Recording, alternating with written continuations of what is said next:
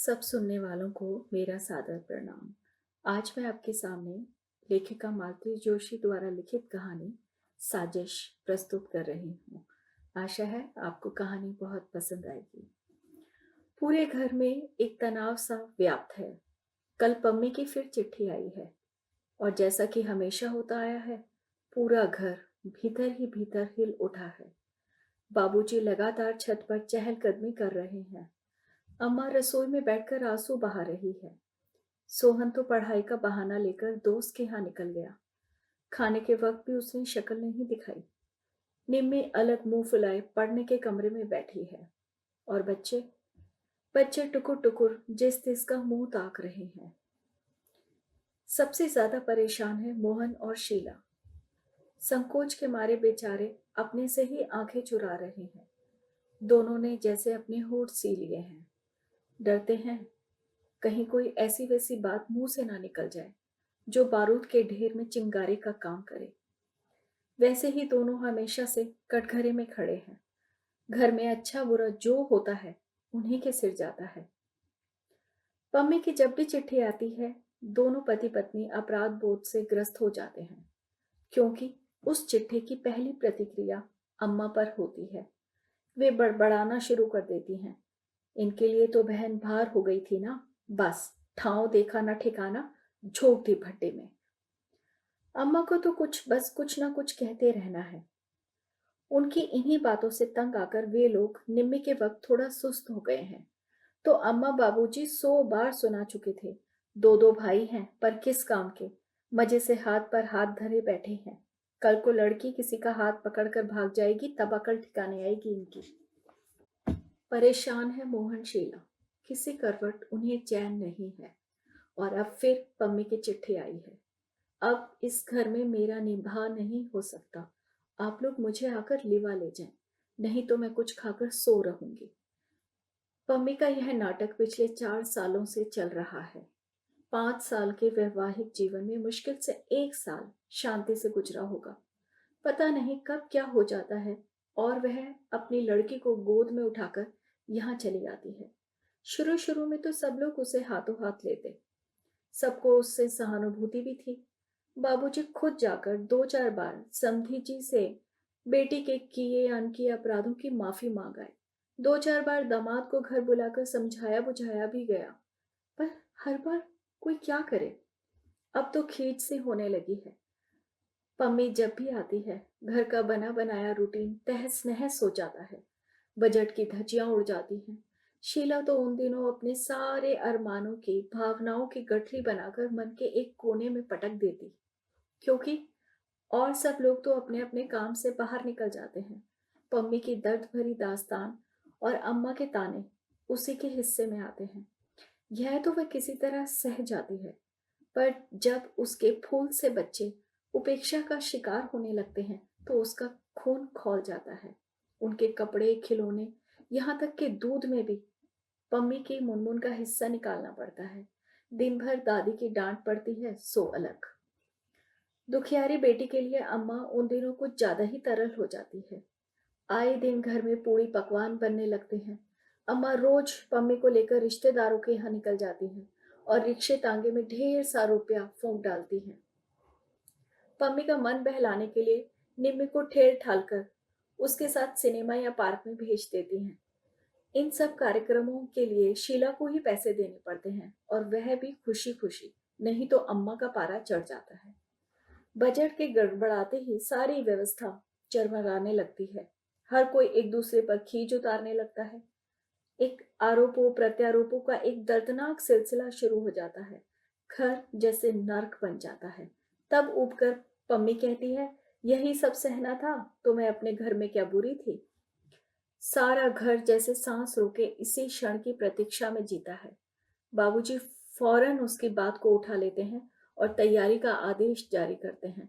फिर ढेर सारे सारे साज सामान के साथ भाई लोग उसे ससुराल छोड़ आते हैं। यह विदाई भी कम जानलेवा नहीं होती। घर की मामूली सी आय में एक बड़ा सा छेद कर जाती है। कई जरूरी खर्च जैसे अम्मा की चप्पल, बाबूजी का टॉनिक, सोहन का स्वेटर या निम्मी का सूट अगली किसी शुभ घड़ी के लिए टल जाते हैं। फिर भी सब लोग राहत की, संतोष की सांस लेते हैं।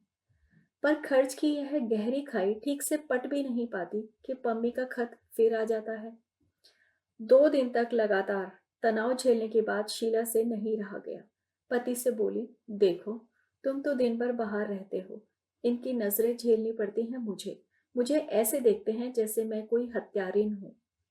तो क्या करूं? उसे लिवा लाओ।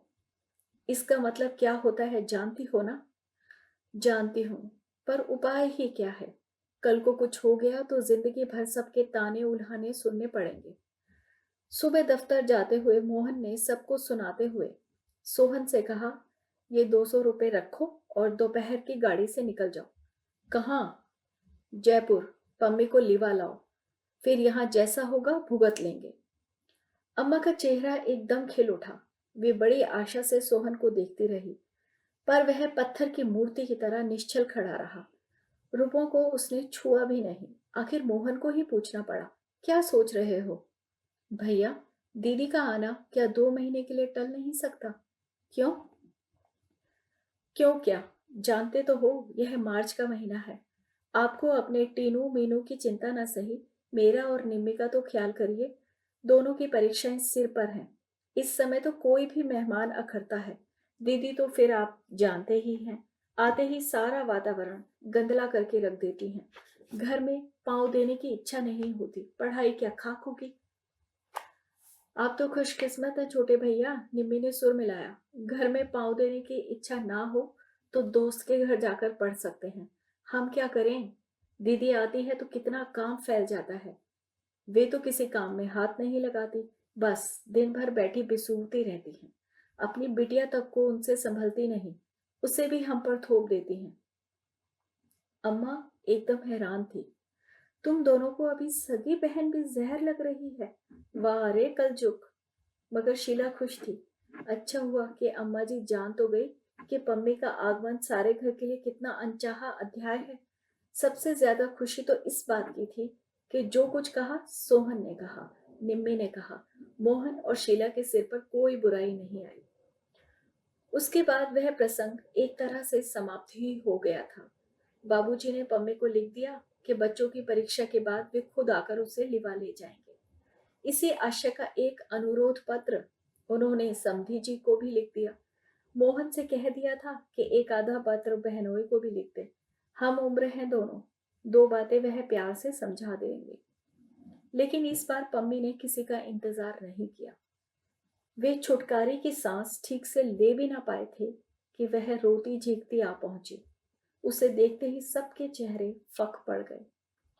उस दिन घर में उत्सव का सा वातावरण था। मोहन ने अपने एक परिचित को सपरिवार आमंत्रित किया था। यह निमंत्रण अनायास या अहेतुक नहीं था। निम्मी के लिए उस घर में बात चलाने की योजना थी। वे लोग इस बहाने से घर को निम्मी को देख लें, यही इच्छा थी। घर को उस दिन विशेष यत्न से संवारा गया था। निम्मी भी सजी धजी गुड़िया सी बैठी थी, इतनी चुप चुप जैसे कि मुंह में जुबान ही ना हो। और सबने भी अपनी बेहतरीन पोशाकें पहन ली थी। शीला ने जिद करके सास को भी कलफ लगी साड़ी पहना दी। वे मिश्री की डली बनी मेहमानों से बतिया रही थी। बाबूजी सबके बीच में चुपचाप बैठकर सामने वाली पार्टी को आंक रहे थे और परख रहे थे। शीला रसोई में व्यस्त थी। सोहन बाजार के चक्कर काट रहा था और मौका मिलते ही बहन को चिकोटी भी काट लेता। माहौल खुशी से सरोबार था कि पम्मी घर में भूचाल की तरह दाखिल हुई। आते ही उसने बुक्का फाड़कर रोना शुरू कर दिया। मुझे वहां भट्टी में झोंक कर आप यहाँ सब बैठकर गुलछर्रे उड़ा रहे हैं। इतनी चिट्ठियां लिखी पर कोई झांकने भी ना आया। किसी को परवाह नहीं है कि पम्मी जिंदा है या मर गई। इतनी ही भारी लगती हूँ तो हाथ पांव बांध कर कुएं में फेंक दिया होता। बार बार तंग तो ना करती, पर जब आपके पास देने को कुछ नहीं था तो मेरी शादी क्यों की? लड़के वालों के सामने अच्छा खासा नाटक हो गया। महफिल तो उखड़नी ही थी। बार बार क्षमा याचना करके उन लोगों को विदा किया गया। उनके यहाँ से क्या जवाब आएगा यह तो करीब करीब निश्चित ही था। बड़ी मुश्किल से कहीं बात लगी थी और सब चौपट हो गया। महीने के अंतिम दिन थे। फिर भी मोहन ने जी कड़ा करके स्वागत सत्कार में 150 फूंक डाले थे। सब पर पानी फिर गया। घर में जैसे मातम छा गया। निम्मी तो खटपाटी लेकर ऐसी पड़ गई कि उसने खाना भी नहीं खाया। और लोग भी पम्मी से खींचे खींचे ही रहे। अम्मा और भाभी को छोड़कर किसी ने ठीक से कुशल क्षेम भी नहीं पूछी। अपने स्वागत का यह अंदाज देखकर पम्मी सहम गई। 2 दिन तक तो उसने किसी तरह सब्र कर लिया, पर तीसरे दिन फट ही पड़ी। लगता है किसी को मेरा आना अच्छा नहीं लगा। पहले से जानती तो यहाँ आती ही क्यों। अपमान ही सहना है तो अपने घर सहूंगी। घर में नहीं निभेगी तो कहीं नौकरी कर लूंगी। सोहन भी जैसे तैयार ही बैठा था। बोला, तो कर लो ना नौकरी। जिंदगी भर भैया भाभी की छाती पर मूंग डलना क्या जरूरी है। जब मन होता है मुंह उठाकर चली आती हो। आखिर तुम्हारे लिए कोई कितना करेगा। घर में एक और लड़की भी है। आती हूं तो अपने बाप के घर आती हूँ। पम्मी ने तमक कर कहा, तुम्हारे दरवाजे आऊं तब आंख दिखाना। बाप का घर। हं, कहकर सोहन बाहर चला गया। वह अपने दिल का गुब्बार निकाल चुका था। सुखी है मोहन, अविवाहित है, इसलिए मन की बात बेरोक टोक कह डालता है। कोई यह नहीं कह सकता कि बीवी ने उसके कान भर दिए हैं। अपमान से पम्मी के आंसू निकल आए। सबसे ज्यादा दुख तो इस बात का था कि सोहन इतनी बड़ी बात कह गया और बाबूजी कुछ नहीं बोले। जिनके बल पर वह अकड़ रही थी, कानों में रुई दिए वे चुपचाप छत की कड़ियां गिनते रहे। बाबूजी, उसने कातर स्वर में पुकारा। सब सुन रहा हूं बेटे, बाबूजी ने उसी तरह छत की ओर देखते हुए कहा। पर सच बात तो यह है बेटा कि अब तुम्हारे बाप का घर कहाँ रहा। सब तो चुक गया। पेंशन जो मिलती थी वह दवाइयों के लिए ही पूरी नहीं पड़ती। बेटे के भरोसे जी रहा हूं। अपनी लंबी चौड़ी गृहस्थी उसके गले मड़कर बैठा हूं। उसका बोझ और कितना बढ़ाऊं। बाबूजी, लेकिन पम्मी बेटे, हम लोग तुम्हारे जन्म के जिम्मेदार हैं। कर्म तो तुम्हें अपने खुद ही झेलने होंगे। सुख दुख जो भी हो अपने घर में सहो बिटिया।